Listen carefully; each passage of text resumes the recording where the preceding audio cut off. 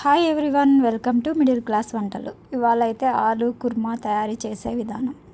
ముందుగా 4 ఆలు తీసుకొని పీల్ ఆఫ్ చేసి కడిగి మీడియం సైజ్ ముక్కలు కట్ చేసి పక్కన పెట్టుకున్నా.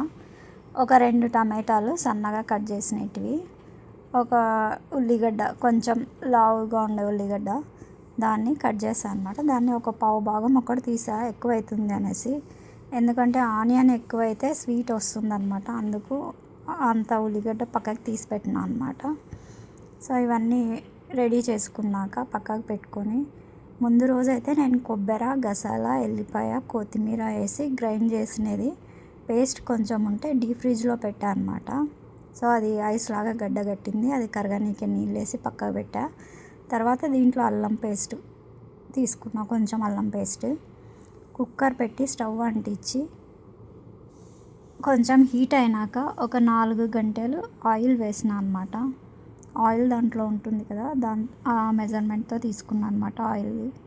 దాంతో 4 వేసాను అనమాట. మేము ఎక్కువ ఆయిల్ తింటాం కాబట్టి, సో మీకు అంత ఎక్కువ అవుతుంది అనుకుంటే సగం అంటే 2 స్పూన్స్ వేసుకోండి, సరిపోతుంది.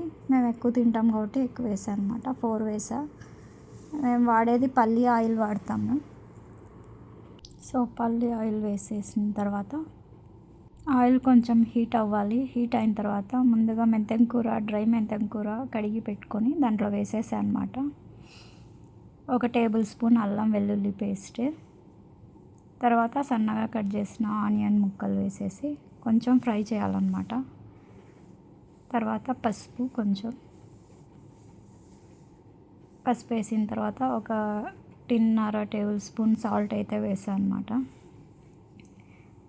ఆలు ముందుగా కట్ చేసి కడిగి పెట్టుకున్న ఆలు ముక్కల్ని వేసేసి బాగా కలిపేసుకోవాలి. దాంట్లో ఆయిల్లో ముందుగా వాటర్ వేసి పెట్టుకున్న కొబ్బరి, గసాల దాంట్లో వేసేసా కదా, అది ఇంకా అయినా అది కరగలేదు, అలాగే తీసివేసాను అనమాట. హీట్కి కరుగుతుందని.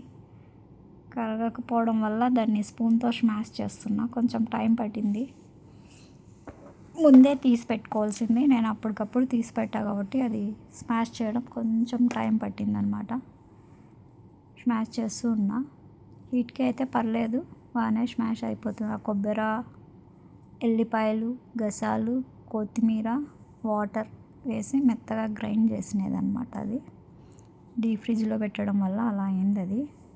సో అయిపోయింది. దాన్ని బాగా కలిపేసుకోవాలి. ఫ్లేవర్ అంతా ఆలు ముక్కలకి పట్టేంత వరకు స్టవ్ మీద పెట్టి కలుపుతూ ఉండాలన్నమాట. ఎందుకంటే మాడిపోయే ఛాన్సెస్ ఉంది కాబట్టి అలా కలుపుతూనే ఉండాలి. ఒక 5 to 6 మినిట్స్ తర్వాత కారం వేసుకోవాలన్నమాట. కారం వచ్చేసి నేను 1.5 స్పూన్ వేస్తున్నాను అనమాట. 1.5 స్పూన్ కారం వేసేసి దాన్ని కలిపేసుకోండి కర్రీలో. ఇదంతా బాగా కలుపుకున్నాక ముందుగా కట్ చేసి పెట్టుకున్న టమాటో ముక్కలు ఉన్నాయి కదా, 2 టమాటోలు కట్ చేసి పెట్టా కదా, అవి వేసేసుకోవాలన్నమాట. టమాటా ముక్కలు వేసేసి దాంట్లో జ్యూస్ కూడా వేసేసాను అనమాట. టమాటా ముక్కల జ్యూస్, వేరే జ్యూస్ కాదండి, మళ్ళీ దాంట్లోకి అది కట్ చేసినాక వచ్చిన జ్యూస్ వేసేసుకొని అంతా కలిపేసి కొంచెం మగ్గనిచ్చి,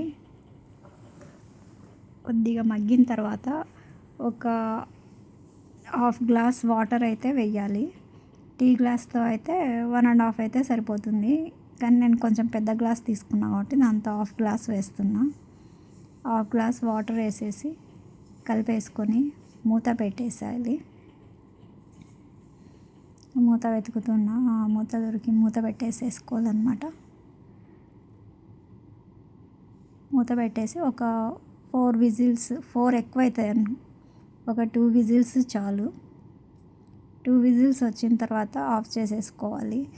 విజిల్ పోయినాకనే తీయాలి. విజిల్తో తీస్తే అది మూత పేలుతుంది కాబట్టి విజిల్ పోయినాకనే తీయాలి. ఒకవేళ తీయాలనుకుంటే విజిల్ తీసేసైనా తీయండి. సో అయిపోయింది, చల్లారింది, విజిల్ తీసేసినాక కర్రీ రెడీ అయిపోయిందండి. ఇలా అయింది కర్రీ. త్వరగా అవుతుంది అనమాట, కుక్కర్లో వేసేస్తే మనం ఉడకబెట్టి చేసే అంత ఇది లేకుండా ఇది త్వరగా అయిపోతుంది. దీంట్లోకి పూరీ చేశాను అనమాట. పూరి ఆలు కుర్మా. ఓకే అండి, ఆలు కుర్మా ఇలా తయారు చేయండి, టేస్ట్ మాత్రం చాలా బాగుంటుంది. ఓకే అండి, బాయ్. నెక్స్ట్ వీడియోలో కలుద్దాం. బాయ్.